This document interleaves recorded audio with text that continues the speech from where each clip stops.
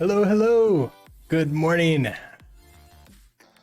Oh man, it feels good to be done with the course. Or I mean, I'm assuming there's still going to be a few videos here and there we have to fix as people like find little problems, but like the majority and bulk of the videos to be done, that is a nice feeling. So coming up next, wait a second, where am I? What happened to my thing? Oh, I put myself below. There we go. Also we have cat cam. I should put that above too. There we go. When Zilby decides to actually enter the room, we could show him. I am now looking forward to moving on to these next things. The next big project is going to be Brooks Build's website, and that is there's a lot of things that we have to sort of like discover and play around with before we get there.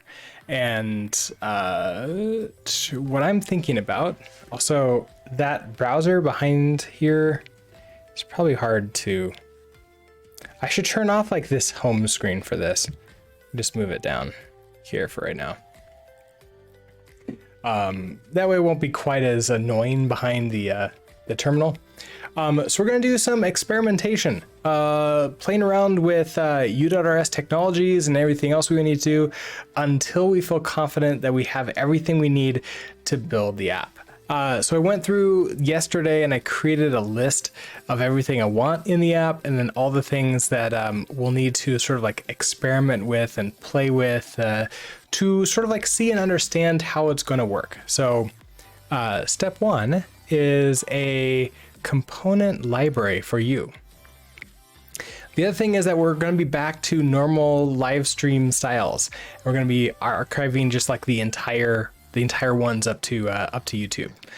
So the way that this works is I will like just interact with chat, full things like that. If people want to, we even play like games every once in a while. We have an interactive game that we can play, which I built using Rust. Then let's see what. Besides that, it's the normal thing. We have about an hour and a half or so in the mornings, and then we have like closer to 4 hours on Sundays. Okay, so first up, we have. Also, you may notice I'm on my Mac now. So, no, not now. All right, so I've been playing around with. Oh, I should turn that off. I'm also playing around with the two computer system again. So that's going to be interesting. So I'm streaming, capturing the Mac display, and then streaming out on the Windows computer. So let's see, where is timers? Yeah, we're no longer doing that. Thank you, Nightbot, for all that time, though. Okay, so what was I doing? Right, so I want to load up this to go to, what do I have here? So we have the Brooks Builds website. So if I open that up, it will just basically, I think I've reset it. I've tried building it a few times in the past, but I didn't know really what I wanted, so I didn't get very far. The Yew component library and the Yew.rs playground is where we're going to be focused on for a while. So let's open up our Yew.rs playground first.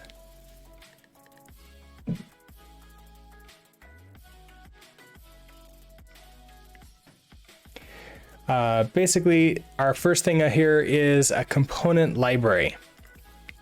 The reason for this is I like to separate out the logic. I like to write my my components in reusable formats, and I find that if I keep those components in the same library, that, or sorry, the same crate that I'm writing, like, you know, my normal web app in, I just start to degrade the quality of it over time. And it's like, oh man, it's so much easier to just build it out for like this specific app. And then quality goes down. And broken Windows theory, once you have one little quality problem, you're going to very quickly have a lot more following it. So instead, I like to separate that out into a different publishable library and write all of my like components that don't really need to know about everything else there, because then I don't have a choice. I have to write it in a very reusable fashion. Basically, I'm using like a architecture as a way to force myself to keep reusability high,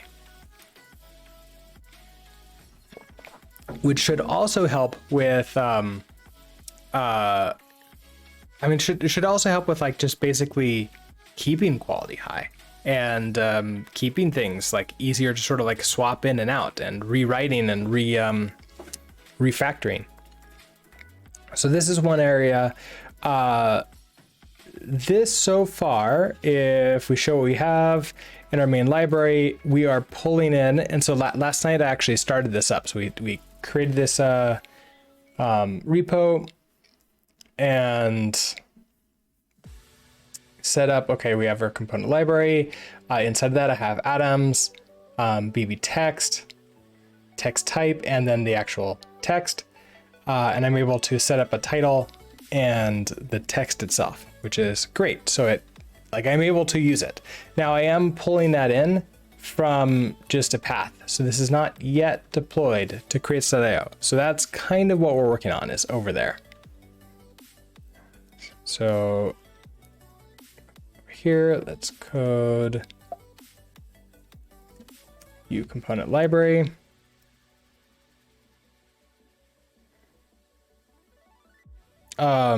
This is more of this is setting up to be like the actual real thing for us.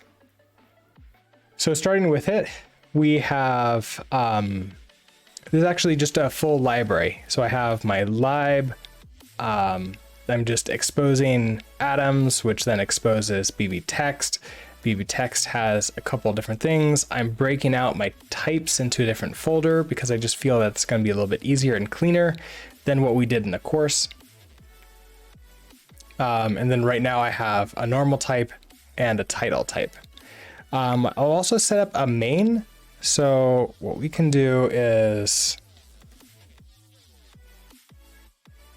we can actually run trunk serve here.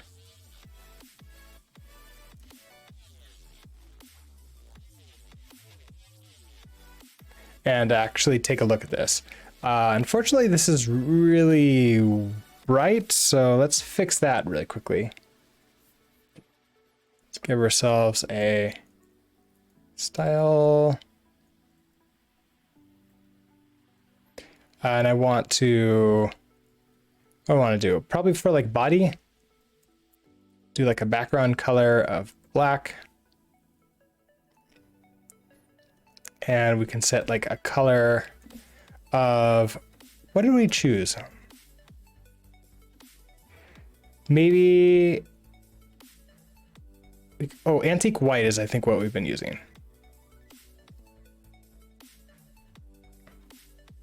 So that'll make it a lot nicer for us. Okay, so, the other thing, almost forgot this, is I've been playing around with actually having this be tested too. And I was starting to work on GitHub Actions for basically pull requests and deploys into crate.io. So let's run our Cypress test first. Okay,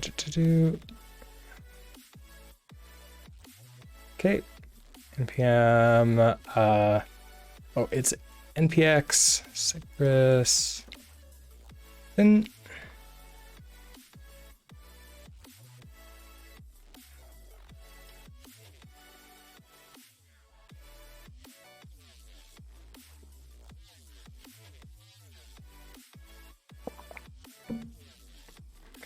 So far it's pretty simple. It just checked to see if I can like use all the different features of the component library. The other part of this that's really gonna be nice is I can actually sort of like look through it to make sure it looks right every time we run the test. So this is hopefully gonna be really good. All right, back to you.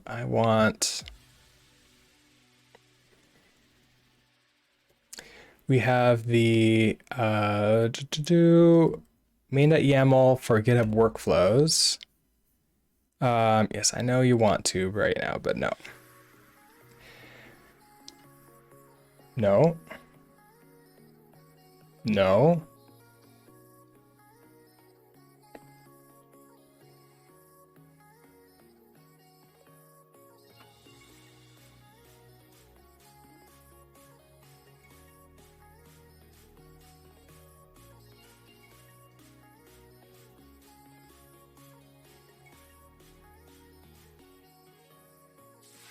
Okay, how do I just disable that? Oh, I think it's in extensions, isn't it? Installed. GitHub Actions, disable.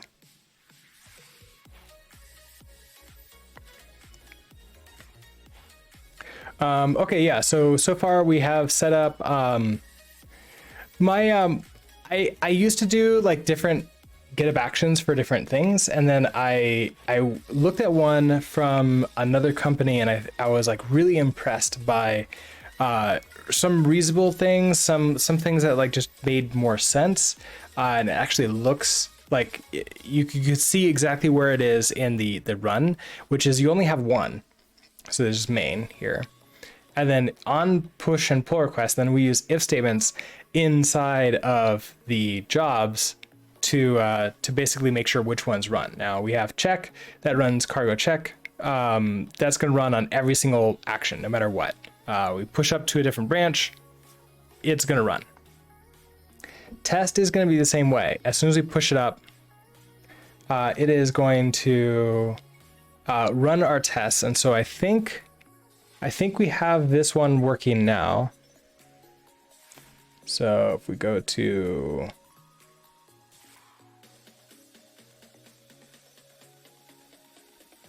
our Yew component library and actions, or maybe not.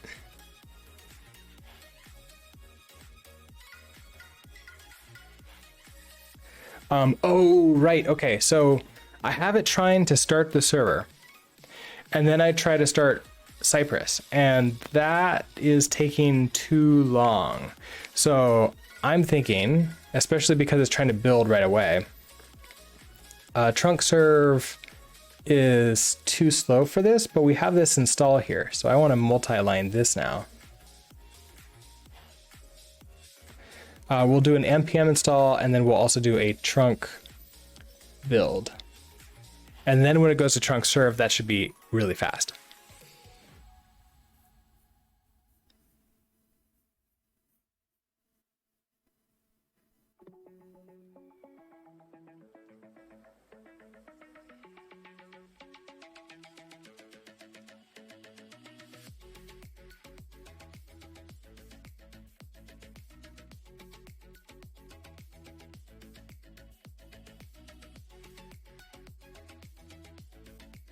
Oh, you're right. Dist. Okay, so I don't want that one.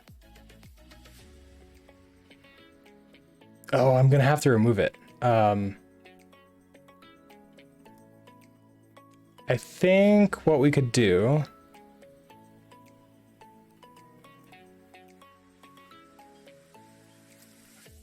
I think what I can do is like git remove dist.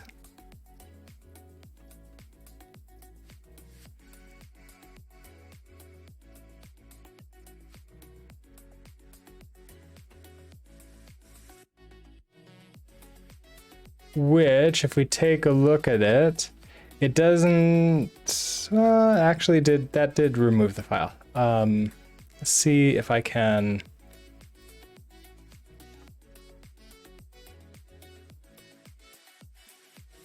if I rebuild you again,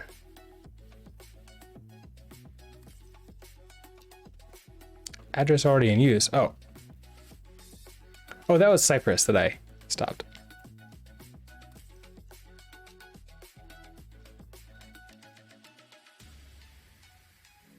Okay, so now you're showing me dist has this, it's showing deleted. Okay, so we are, okay, so basically I'm building with trunk before running. Let's send these on up and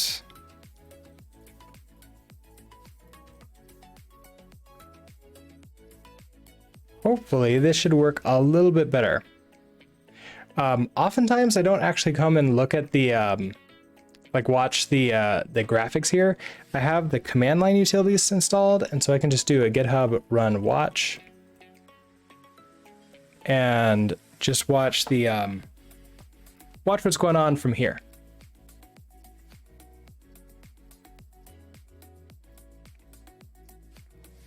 Okay, so test did not like, okay, so it had a problem in install.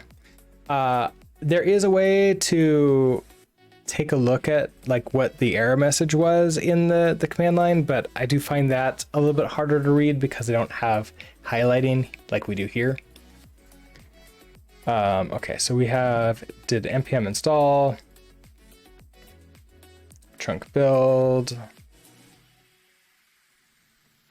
Oh, trunk command not found. Well, that would also be a problem, wouldn't it? Okay, so we need to install trunk, and we probably need to configure everything else out too.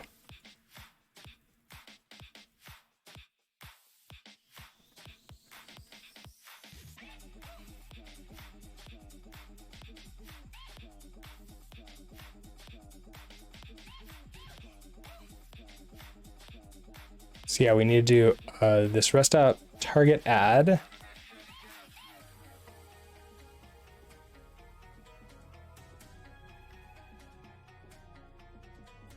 So I'm thinking, okay, we'll do an install. We can do this part here.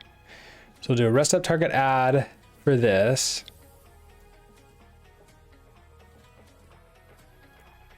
We'll cargo install trunk. NPM install, trunk build, and then we'll do the tests.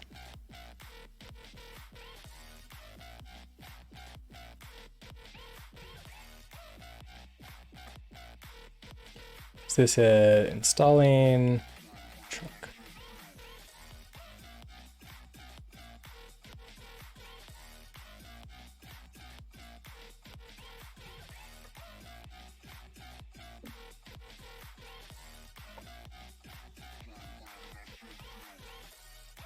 So once I have this set up, so this will be testing and running Cypress in the cloud.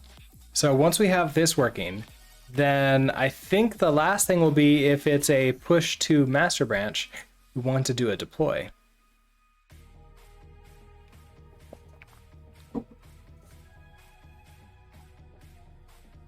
Now, one thing I'm not sure of is how I want to deal with the version numbers. In node packages, you could just run like an npm like major, minor, or patch, and it will auto update the version appropriately inside of package.json. I haven't looked to see if there's something similar with cargo with the cargo.toml file, because that would be really nice, because then I can just do a commit message that has like a major, minor patch in it, and then GitHub Actions can increment the version. But if it doesn't have that, then we'll just have to do it ourselves. If we don't do that, then there's going to be an error when we try to push.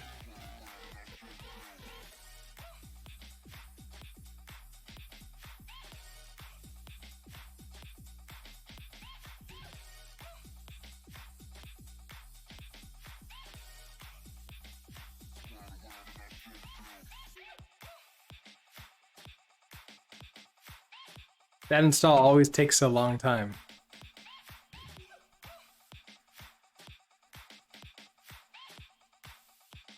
GitHub Actions has a cargo publish.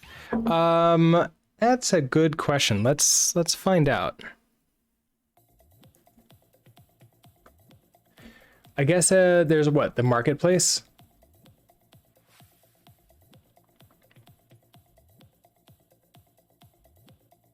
Also, good morning and hello stacking. So let's do. Now everything else in GitHub have as dark mode. And of course, this site does not have dark mode. So you're gonna make me reinstall the dark mode thing, aren't you? Firefox, dark mode.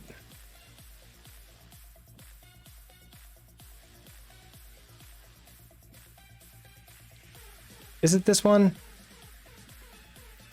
Hold on, I have it on the other computer.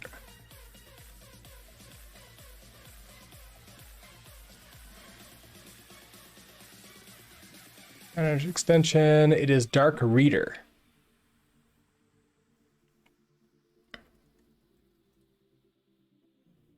It's this one.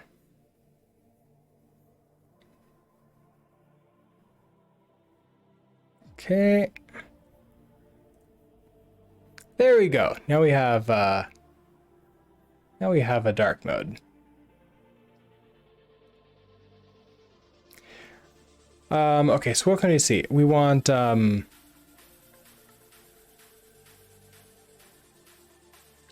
there's a publish crates test, cargo auto publish, crates release, and cargo install.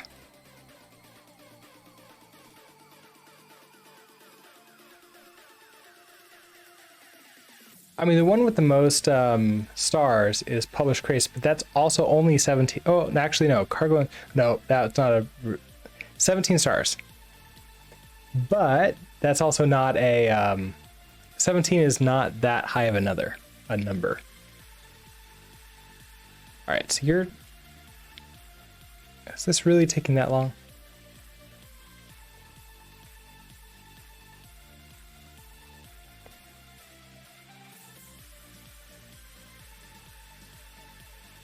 Oh no. Okay, yeah, it really is. It takes that long to compile everything. I keep on forgetting.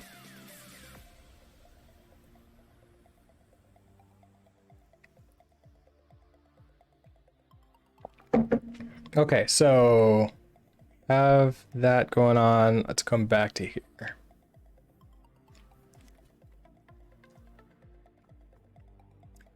Okay, so we'll take a look at the first one first.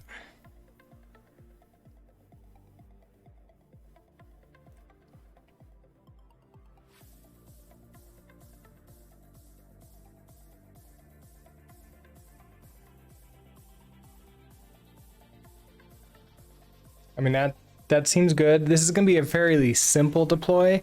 I kind of wonder if we could just do a cargo publish ourselves. The only thing that would make this nicer to do would be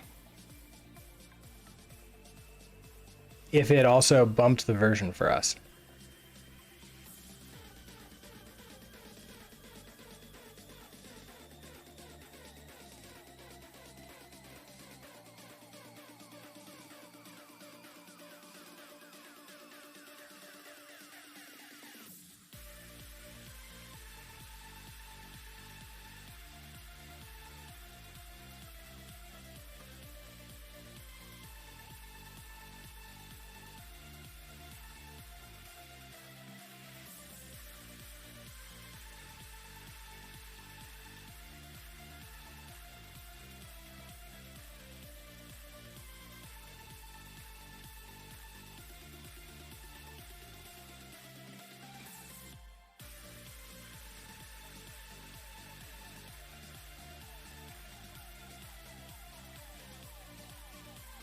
I wonder if it's gonna check Check versions of external dependencies to be exist in registry. That could be good. Okay, what about...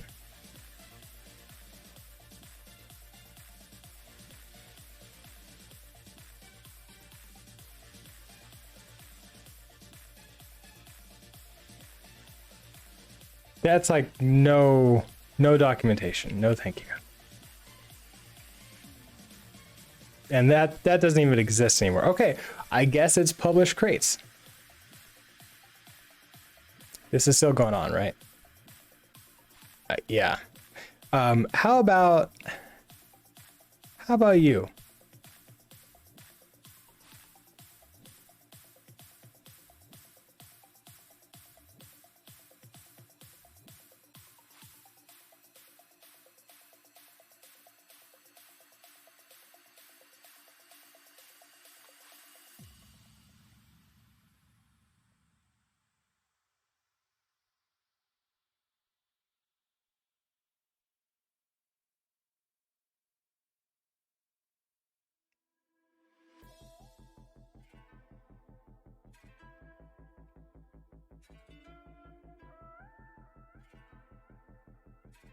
Is this doing the equivalent of a cargo install, or is it just installing like the crate?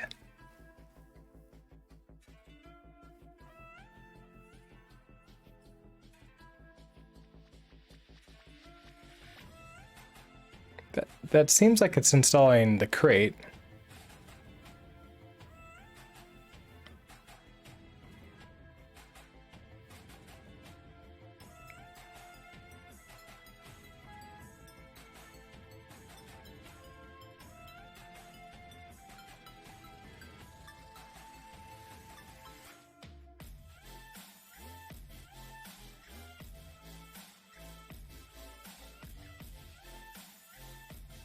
Okay, so the cache binaries are removed after 7 days.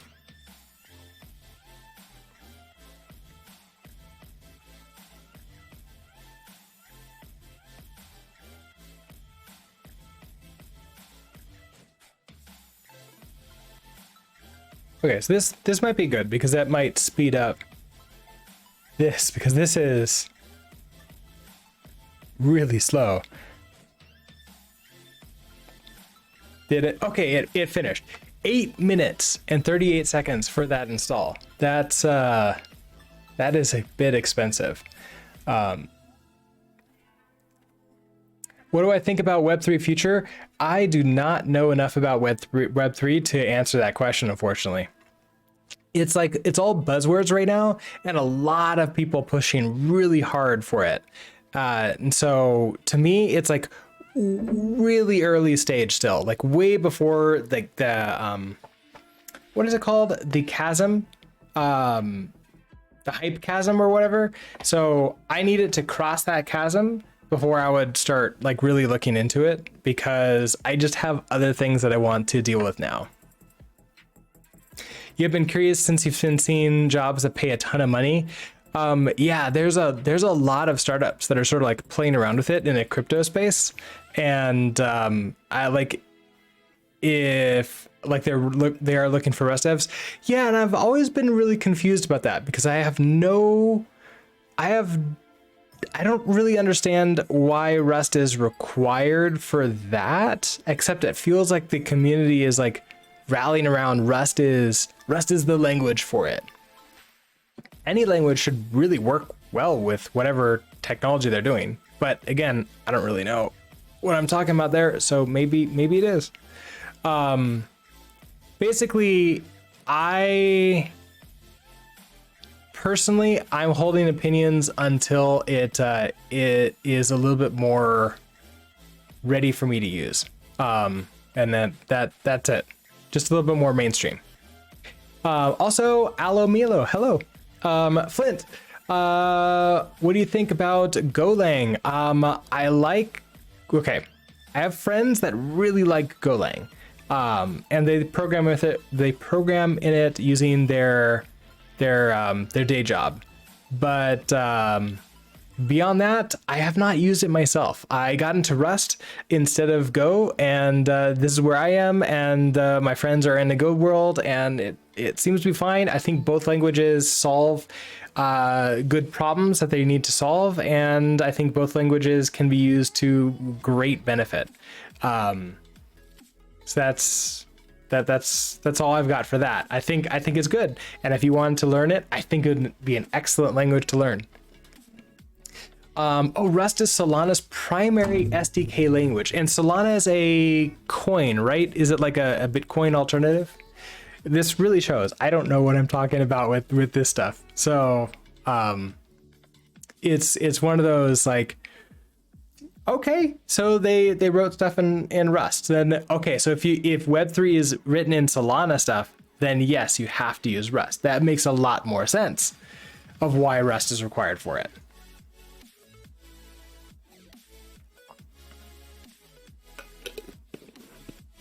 Okay. Did that answer both of your questions about Rust, crypto, Web3 stuff, and Go? I know those are very different topics, but oh, wrong mouse. Okay, so I want to try this out to see if we can get a little bit faster. So we're gonna use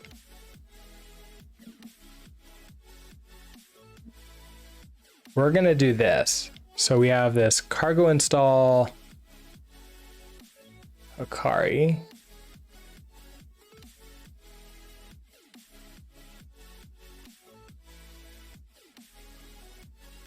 And then it has with. Okay, then we give it the crate and then the version.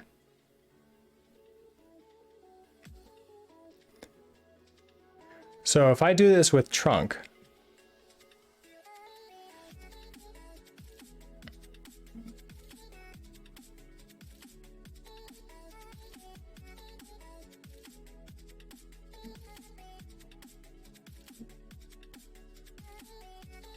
okay, so uses this with crate.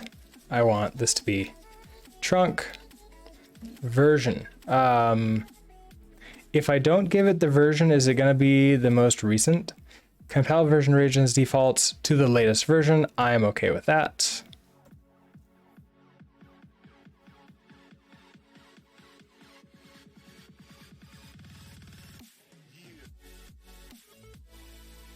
Okay, so if we just try this one,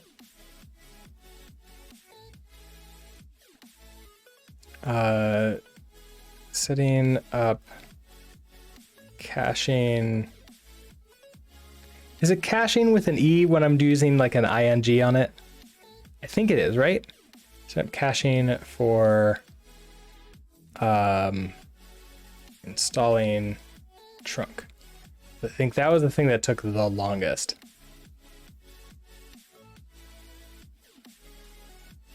This action sped up your U site by a lot. Oh, that is good to know. Okay, so the first time it runs, I'm assuming this is gonna take a while, like another 8 minutes or so. Wait, did I? Oh, you're right. Good catch. Okay, so then we have target ad. Do I need to do the target ad before I install I might. I don't remember.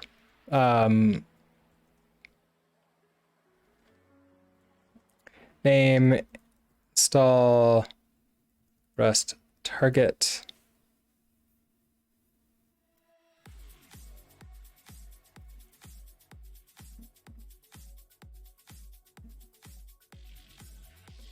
We'll put that there just in case that needs to happen beforehand. Then we'll do a NPM install and trunk build. So actually I might as well just now Yew.rs once again. NPM install.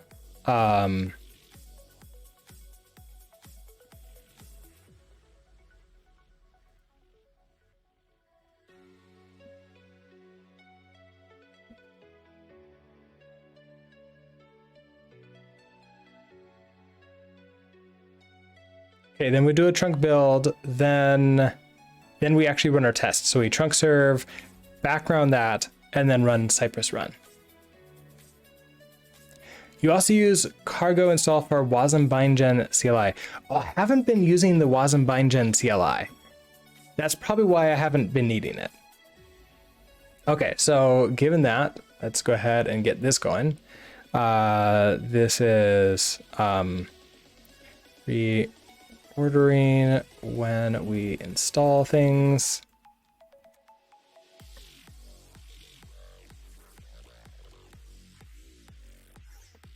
It's really interesting because I just haven't felt the need to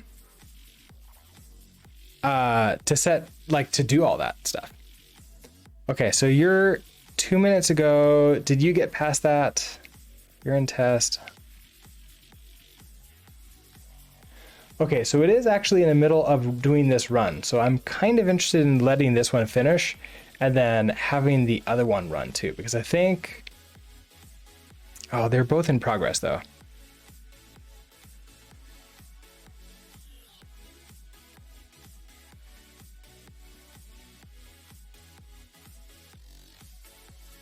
Well, I'll let them just sort of go. Also, Josh Finney didn't, hello, good morning. Okay. It was like, I saw your messages before I actually noticed it was you, and haven't seen you this morning yet.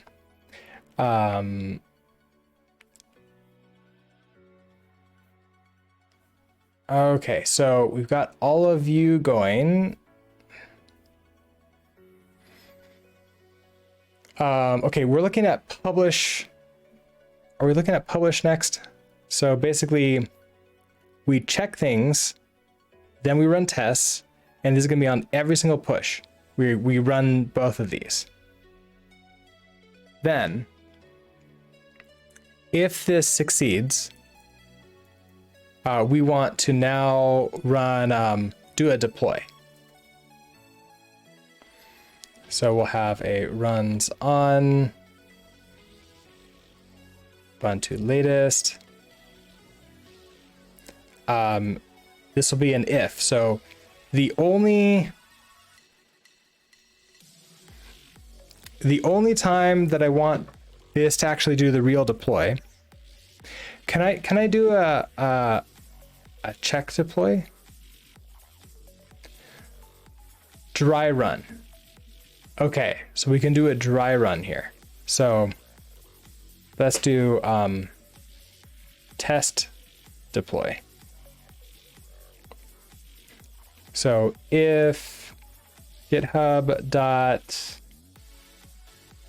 I always forget what this is.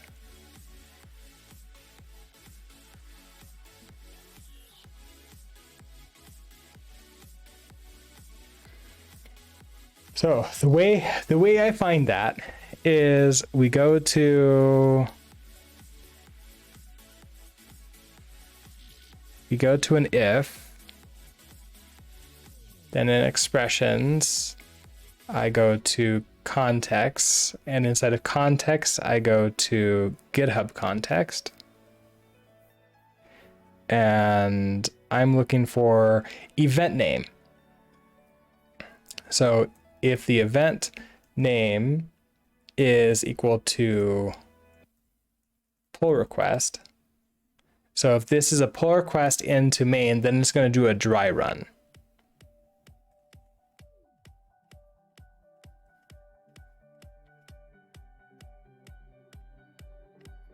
And I think the rest here is, okay, so steps,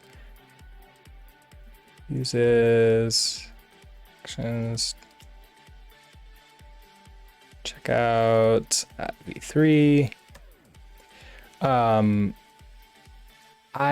Do we need to like do an install for this? We probably do for something like this. So we need to install the res target. We need to install trunk.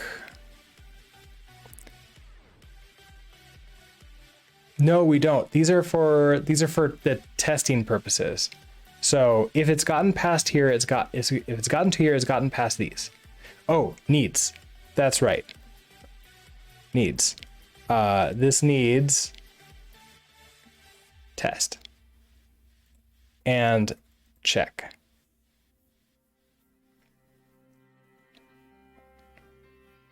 There it goes. Now, if it's gotten here, it's gotten past all these ones. We know that trunk can run. We know that the entire site can be built and tested. So now we're just going to do the deploy test. So steps, check out v3.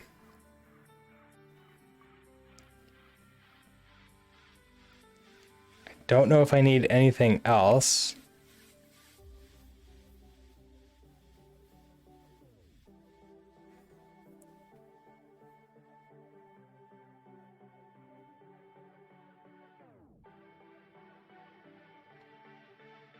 Okay, we're going to use this Catio publish with a registry token.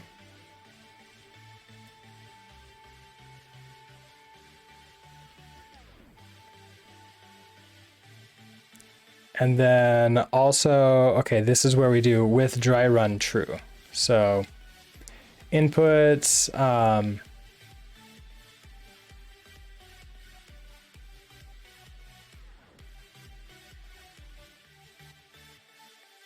dot by default,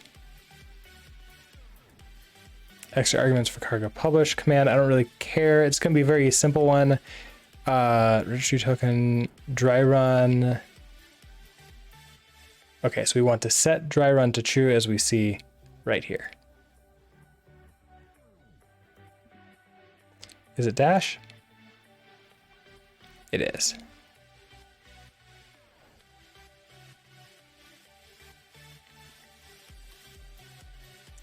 Check repo, set to false to bypass. No, that's going to be fine. I don't think I need to do a publish display. No verify. I don't need to do a no verify.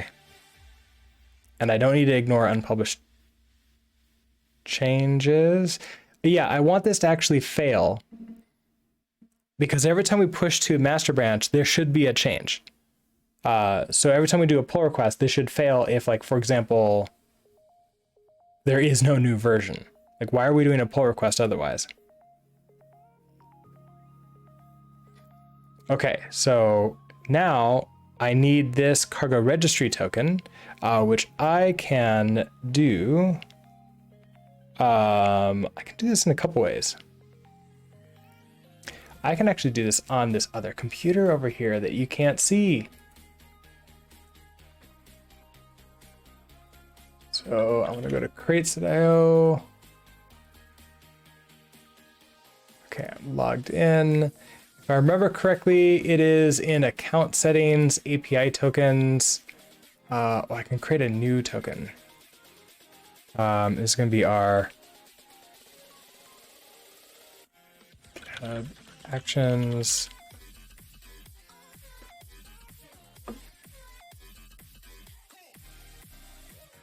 Like that.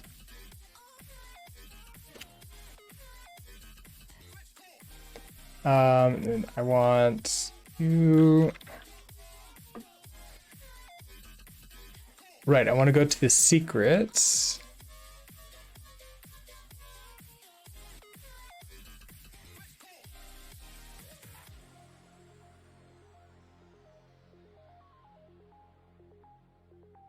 Oh, I guess I have to go into a repo to find the secrets. For some reason, I thought that would be easier to find elsewhere. Okay, never mind. I have to go into this repo. What is it called? It's Yew component library. Right, then in settings secrets, actions. Oh wow, okay.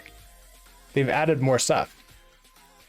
Since the last time I used this, it feels like it keeps on growing.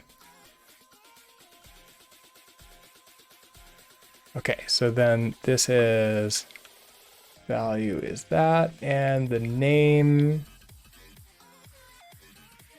is going to be cargo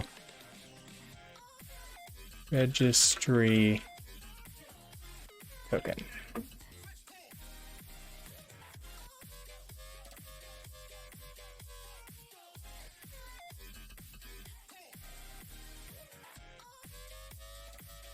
Okay, so I've got that.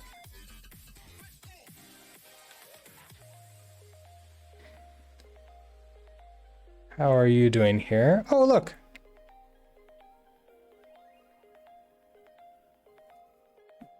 Cool.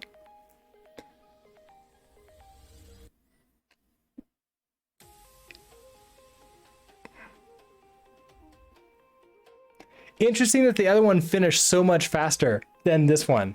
It was like several minutes earlier. That's kind of fascinating. Okay, so I have this secret set up, which means, and I try to set it up with this exact name. So this should just work now. And this is gonna be a dry run. Am I missing anything in our cargo.toml? I probably am. I think it needs like a description and some other things. I'll publish this out and see what error messages we get. So first of all, I want to create a new branch so we can pull request this in and test this action out. So this is dry, or I guess like publish.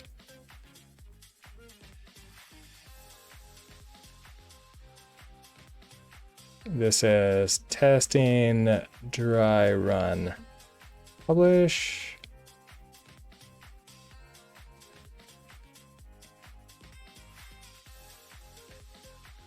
Okay, actions. You go ahead and just stop.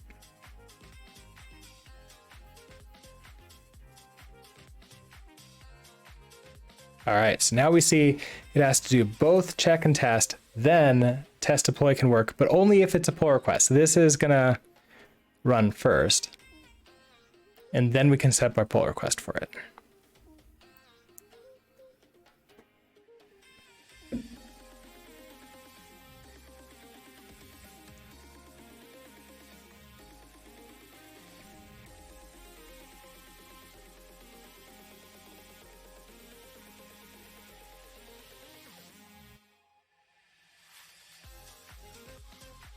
Okay, this is a little bit easier to see like where everything is.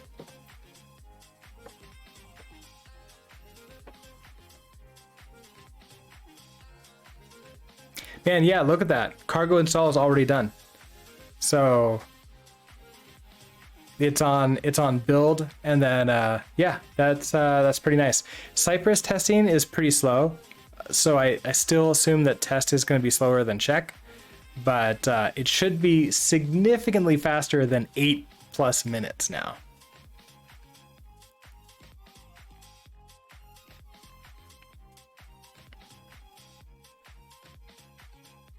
Yeah, okay, there goes check.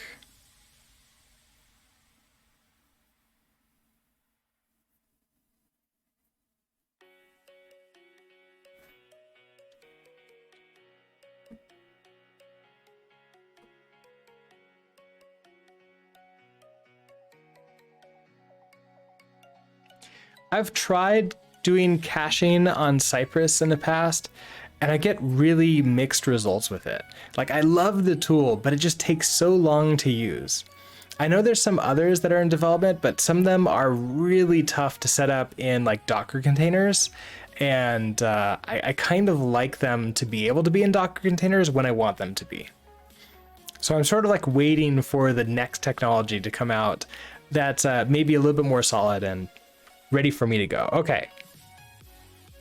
Test deploy is not running because we're not doing anything. So to create a pull request is pretty simple. I just do GitHub PR create. Yep. Pull request created.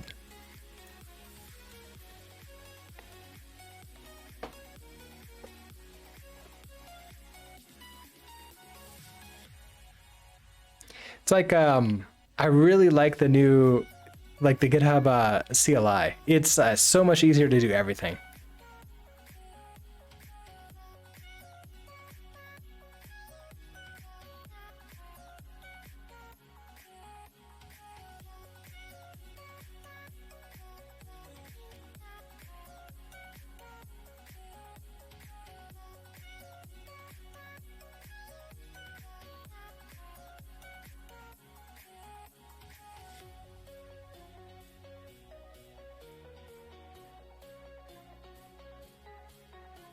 So it's kind of like, it might feel strange, but this is one of my favorite parts of setting up a project, is like setting up all of these little CI/CD like DevOpsy things. Because once you get them going, then like they don't get in your way anymore, and everything else like becomes more businessy, sort of like logic. This is all just like, I guess this harkens back to my systems administration days. It's very similar to that.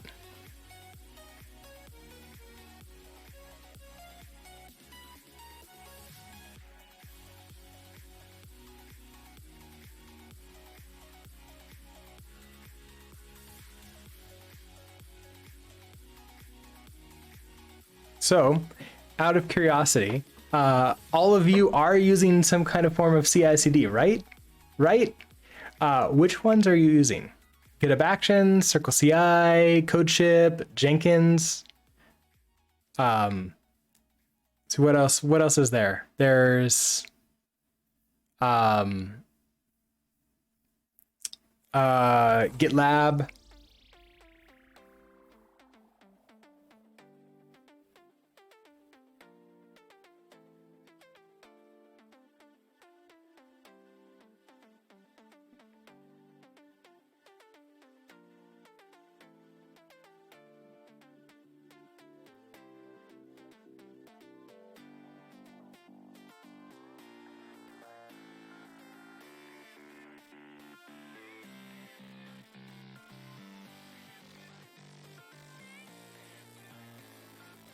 Okay, so testing and checking is done. It should now start running our test deploy.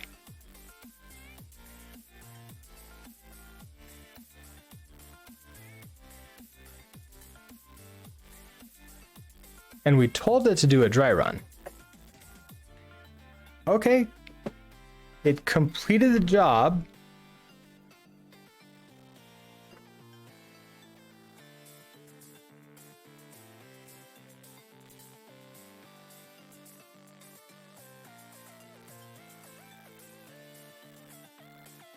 Wait, what was that? There was an error or a warning. Okay, skipping cargo publish due to dry run. Test deploy, skipping awaiting when new component library will be available due to dry run true. Okay, that's fine. So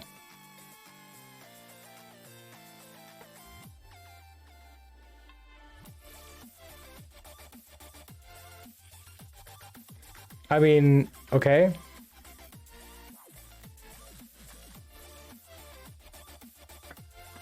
Seems to be fine. Okay, good. So then I want to, if this is running just fine,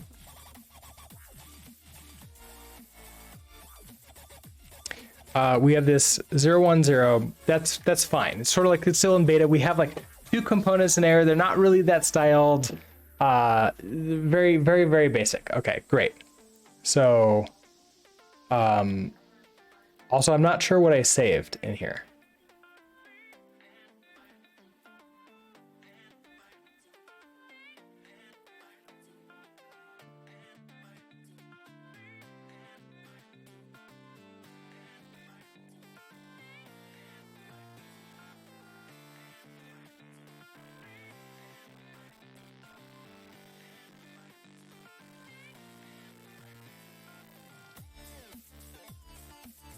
I don't know what I saved. Maybe it was like a line ending or something. Okay, well, whatever. We can now set up a GitHub Actions for deploy. So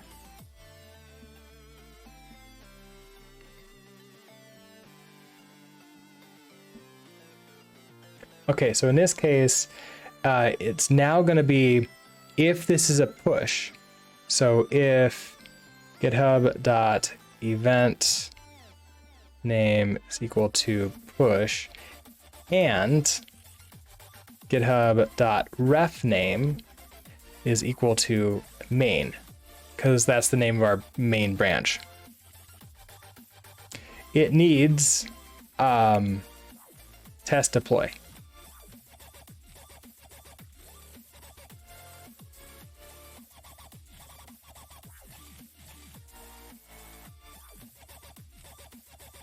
Like, I guess it just needs all of these, right? So we need test, we need check, we need test deploy. It's like, if everything has run,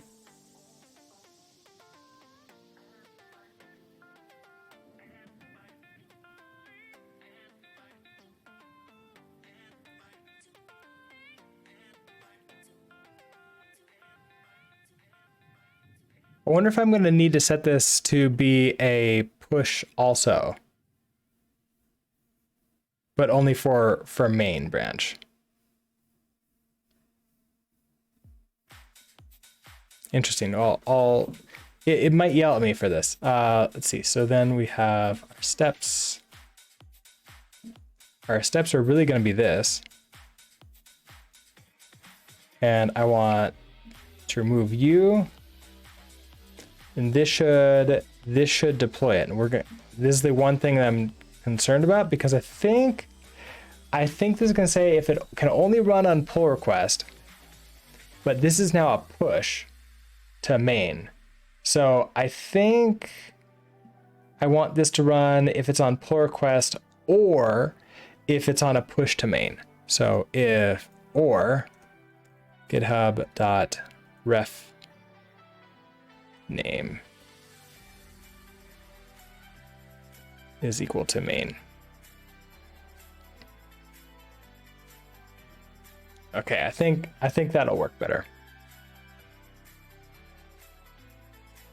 So we're first going to go as into the pull request.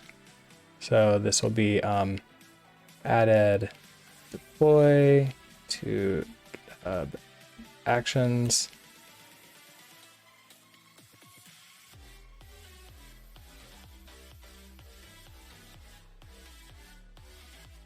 Now, it ran both of these because one is a pull request and one is just a push. You know, I never know which one it is. Like, I kind of wish that they would tell me the type, like the event.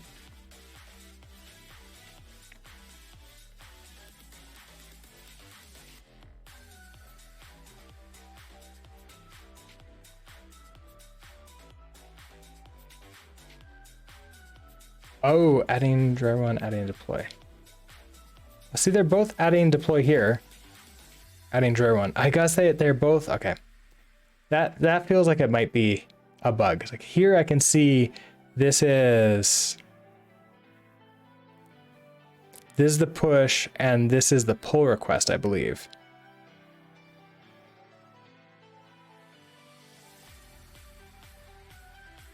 On pull request. There we go. So then the other one I can cancel.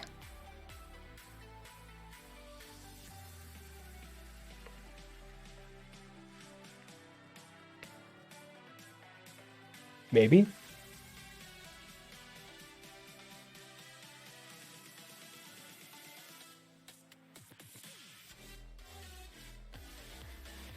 There we go. So we see we're gonna have a check and test, then test deploy. On our pull request, that'll be fine, and then we'll have our deploy once we enable this pull request. So we can head over into here, and this is just yelling at us saying, "Hey, we need to actually have this work." Would you really require me to have this checked? It's exactly the same one. I guess they don't know that, right? Because like I maybe have like some if statement on it that only stuff is going to work in there. When I do these merges, I usually just do a squash and merge through GitHub.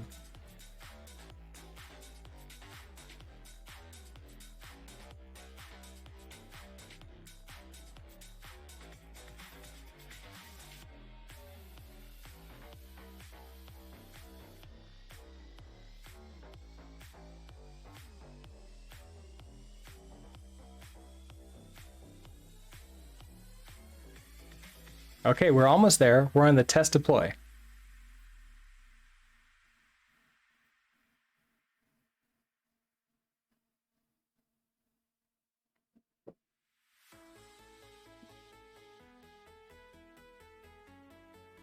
Some checks were not successful because I canceled them. Well, they were exactly the same checks. I know that, so I'm kind of just allow it in. Okay, so I'll bring you in. Confirm merge.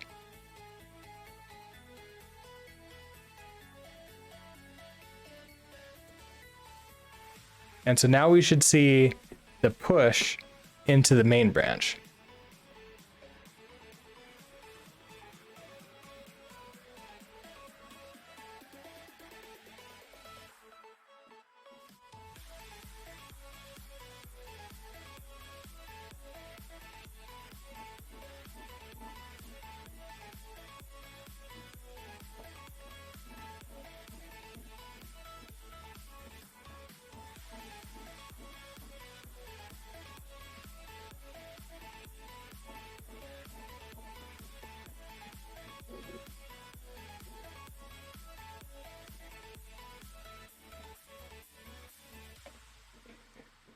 So having this set up will be really nice, like a component library where we can put all of our basically reusable components.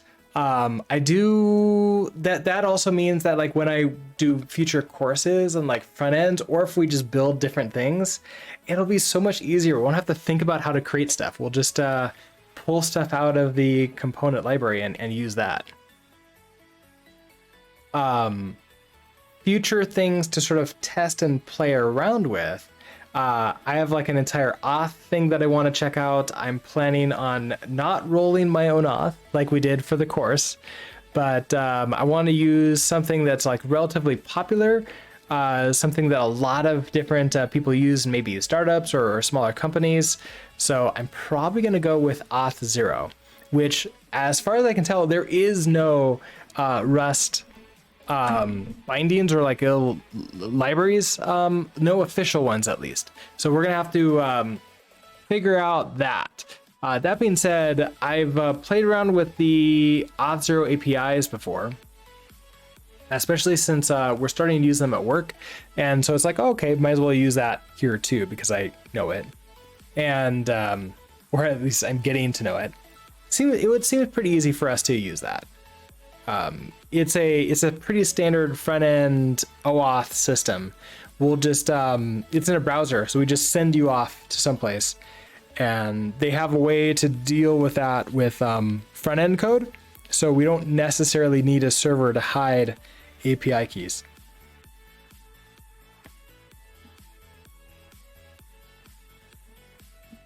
But I don't know if that's going to be the next one or if we're going to have something else. Okay, so testing and checking is done. Then we do our test deploy. Let me look. I have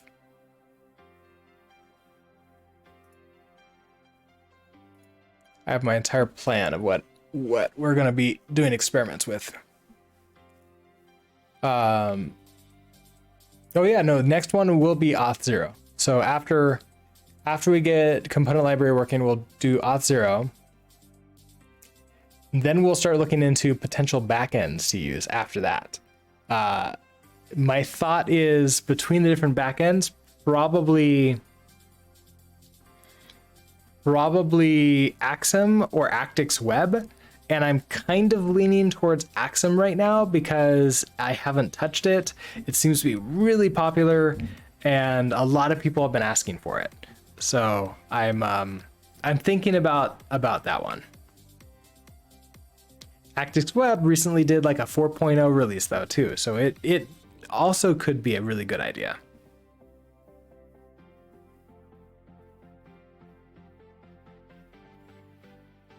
But we probably have a while before we get to that. It's setting up Auth0 might actually take some time. Hey, who knows? It might not too.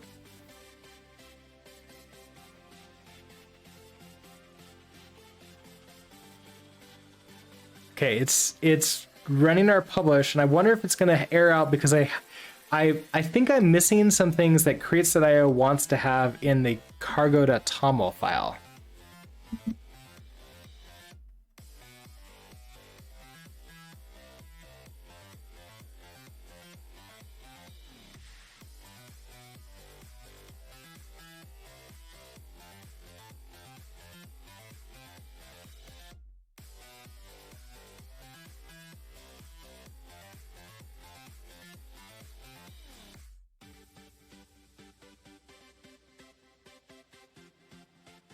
Any second?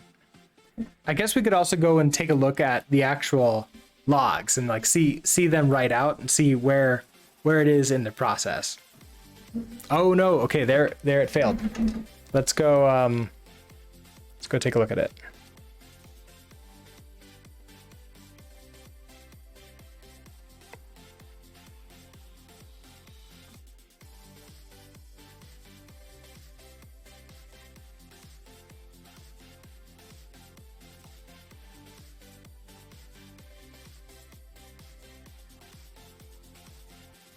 So the process home runner cargo bin cargo failed with Xcode. Okay, so for you, so it did this big compile, failed to push to registry, missing or empty metadata fields, description, license. Okay, so we need to set those up. Now, because we've already done a merge in, I don't necessarily want to use this publish branch anymore. I want to switch back to main. We're going to pull our changes down. And in cargo.toml, we're going to add in our metadata. So I think it's like description here.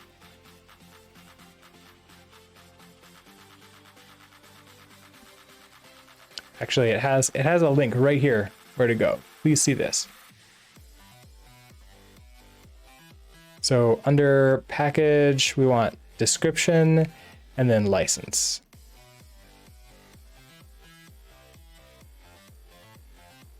Okay, so description equals, all right, simple enough. Okay, so what is our description? This is a Yew.rs component library for Brooks builds. This is let's see. These components are worked on both on stream and off.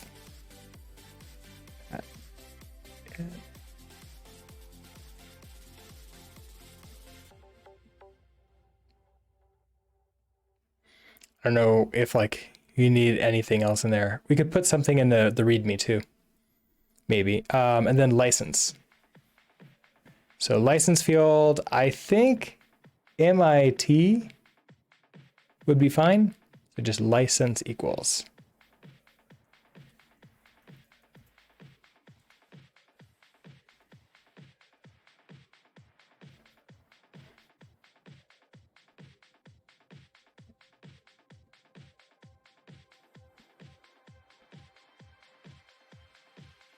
Okay, so adding metadata for deploying to crates.io.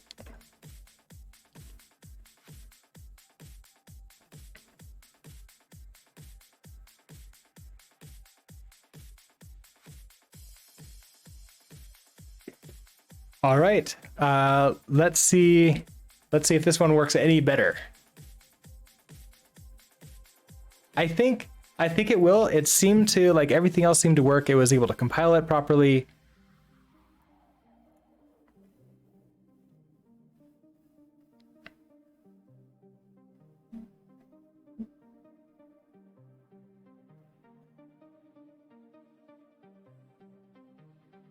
Let's see, what are other things I'm planning on experimenting with this?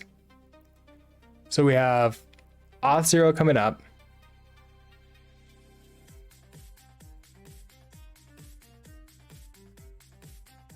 The backend, so choosing what backend we're going to use.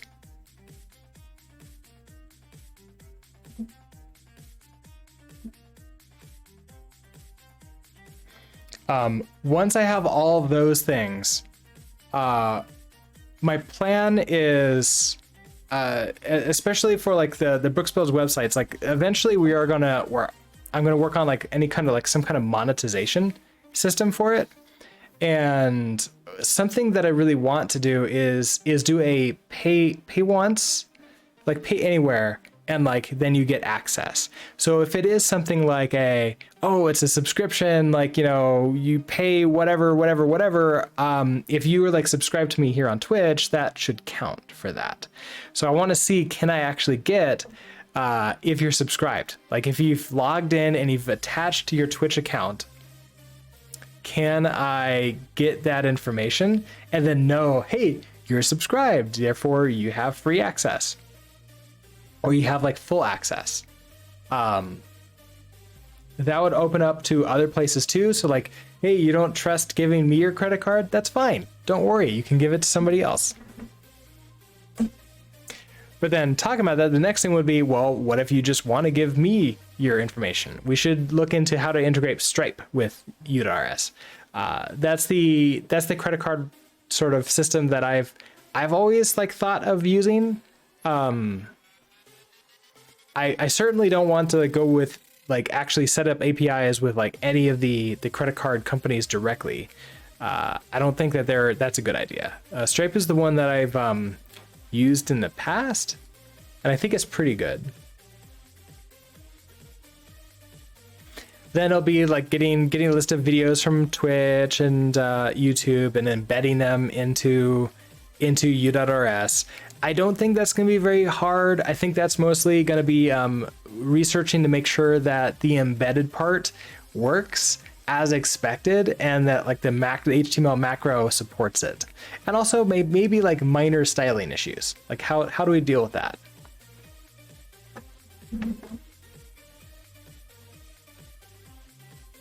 Oh, and then error and logging. Let's just point out, you don't get the payment info, you're not POIC compliant. And I don't want to be. I don't want to take your credit card directly. I don't want to store that in my database. I want my database to be something that if it's compromised, nobody cares because I don't have anything of any value in it.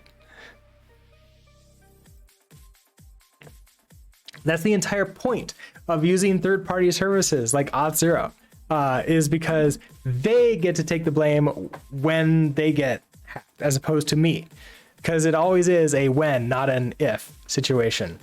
Hey, look at Okta. Okta is like one of the biggest companies, like huge enterprise companies trust them.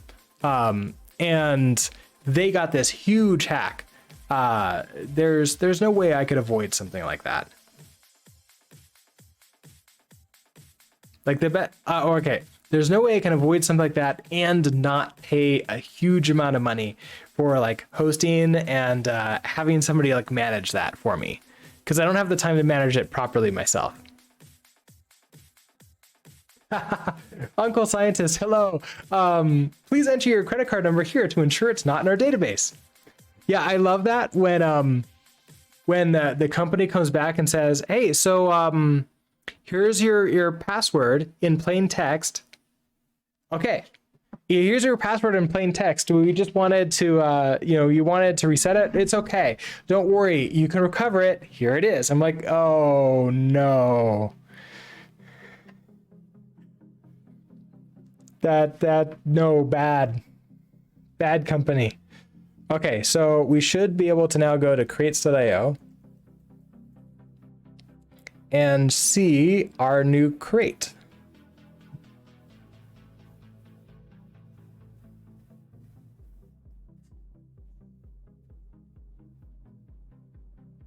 Is this not it?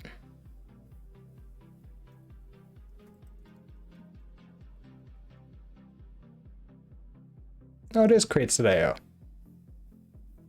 Okay, but new crates, we now have Yew component library with no README file is in here. So this should be usable now, which means I should be able to come to our Yew.rs playground, and now instead of this, Yew component library.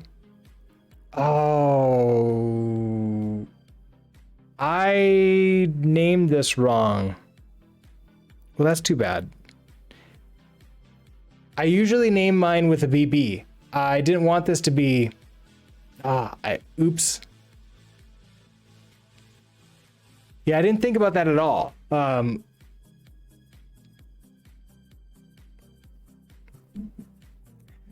think it's too late to delete it because now it's published, right?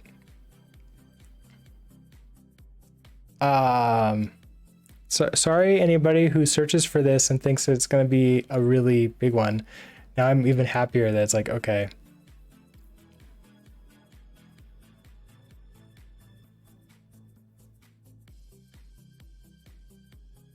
Oh, you don't, it's like 0.1.0, I think.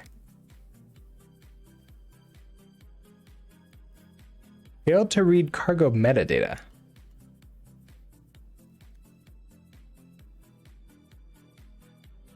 Let's restart Yew. Yeah, so normally what I do is would name this BB Yew component library. Something like that to namespace it. And I totally forgot to do that, which means now it looks like it's the real one.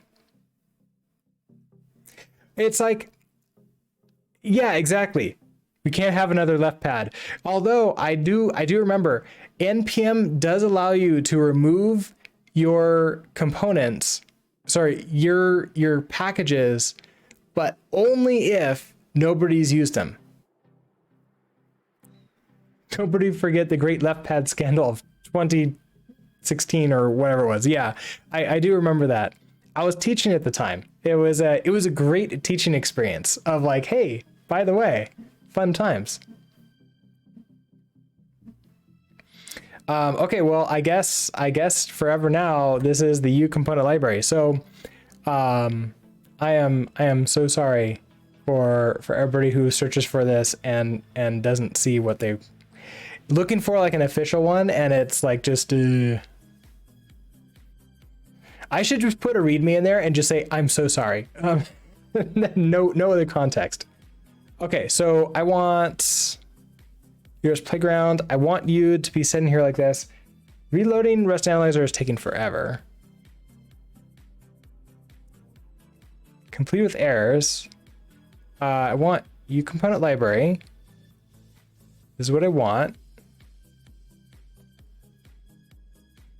Oh wait, what did I have different? Nothing. Okay, it just took a little bit of time for it to get here. So now, if I come back to here, I want to, not in Yew component library, not in here, not in here either. I want to go into Yew.rs playground. We want to do a trunk serve here.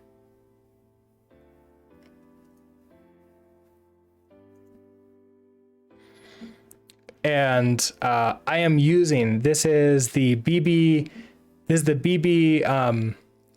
oh man, I even inside of the US thing, I namespaced all of the components BB. the package itself. Oh man, I'm gonna feel like terrible for like until I forget about it. That's why we have CI/CD, so I don't have to think about this anymore, and I don't have to feel bad.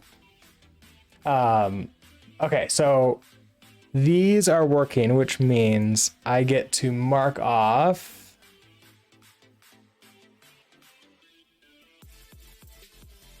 component library is our first thing that we researched, and in my sort of back up here, and setup CI/CD has been marked off too. Okay, so that's our first thing done.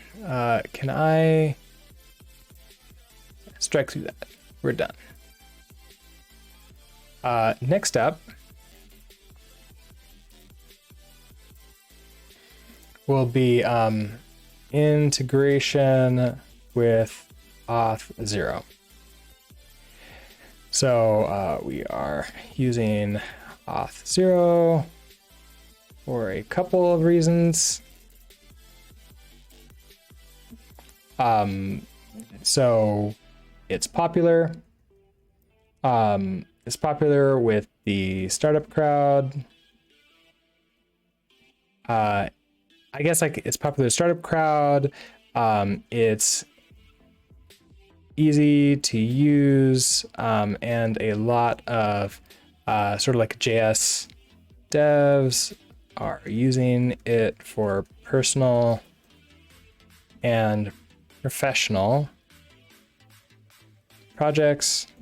I'm just going to remove that. That's not really, it's the professional projects that I'm caring about here. So the reason is, if I'm creating courses to like help you improve and like get better and like learn Rust type stuff, it's mostly targeting people that are going to start working for companies and bring this type of technology into their companies, specifically to like learn and improve their skills. That way they can get raises, get new jobs, switch over, maybe even help bring Rust more into like in a little bit more mainstream.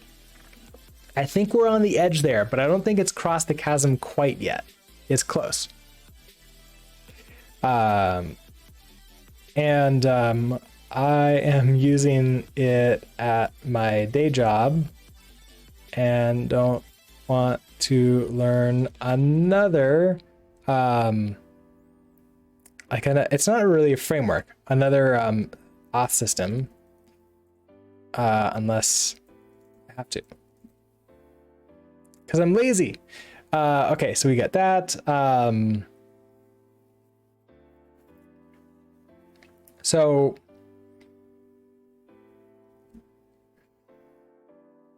what we need to set up basically to log in. So what are we gonna do? We're gonna have like our steps.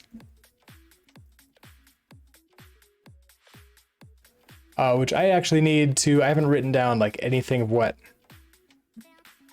I'm gonna research. Also, let's put in dark mode here. Actually, wait, can I just tell this to be dark mode? Oh, I don't have dark mode installed. Give me a second. It was dark reader, I think.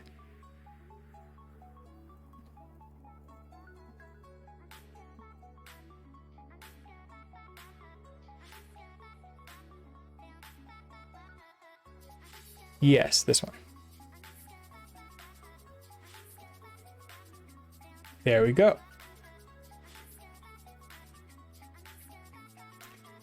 Okay, so this is looking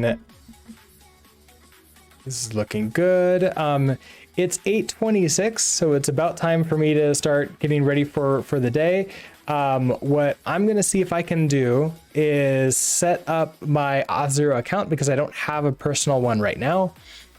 And then we can start playing around with authenticating through some like application there tomorrow morning. So like the other thing is, I do plan on working on this on some days after streams, like off stream.